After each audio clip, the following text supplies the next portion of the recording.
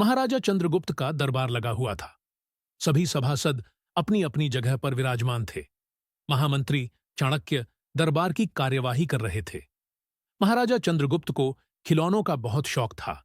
उन्हें हर रोज एक नया खिलौना चाहिए होता था। आज भी महाराजा के पूछने पर कि क्या नया है, पता चला कि एक सौदागर आया है और कुछ नए खिलौने लाया है।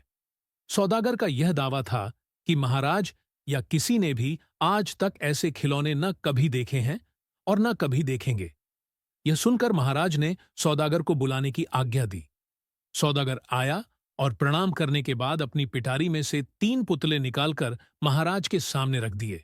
उसने कहा, अन्नदाता, ये तीनों पुतले अपने आप में बहुत विशेष हैं। देखने में भले ही एक जैसे लगते हैं, मगर वास्तव में बहुत निराले हैं। पहले पुतले का मूल्य 1,00,000 मोहरें है, दूसरे का मूल्य 1,000 मोहरें है और तीसरे पुतले का मूल्य केवल 1 मोहर है। सम्राट ने तीनों पुतलों को बड़े ध्यान से देखा। देखने में कोई अंतर नहीं लगा। फिर मूल्य में इतना अंतर क्यों? इस प्रश्न ने चंद्रगुप्त को बहुत परेशान कर दिया। हारकर उसने सभासदों को पुतले दिए और कहा कि इनमें क्या अंतर है, मुझे बताओ।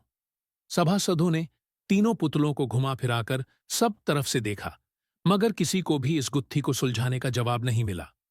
चंद्रगुप्त ने जब देखा कि सभी चुप हैं, तो उसने वही प्रश्न अपने गुरु और महामंत्री चाणक्य से पूछा।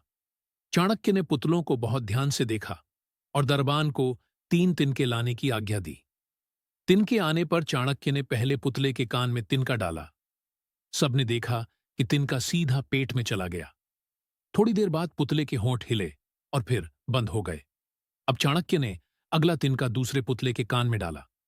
इस बार सबने देखा कि तिनका दूसरे कान से बाहर आ गया और पुतला ज्यों का त्यों रहा। यह देखकर सभी की उत्सुकता बढ़ती जा रही थी कि आगे क्या होगा। अब चाणक्य ने तिनका तीसरे पुतले के कान में डाला।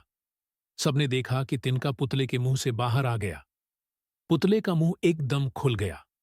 पुतला बराबर हिल रहा था, जैसे कुछ कहना चाहता हो। चंद्रगुप्त के पूछने पर कि यह सब क्या है और इन पुतलों का मूल्य अलग अलग क्यों है, चाणक्य ने उत्तर दिया। चाणक्य ने समझाया, पहला पुतला, राजन, चरित्रवान व्यक्ति सुनी सुनाई बातों को अपने तक ही रखते हैं।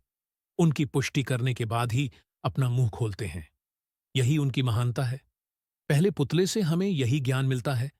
यही कारण है कि इस पुतले का मूल्य 1,00,000 मोहरें हैं।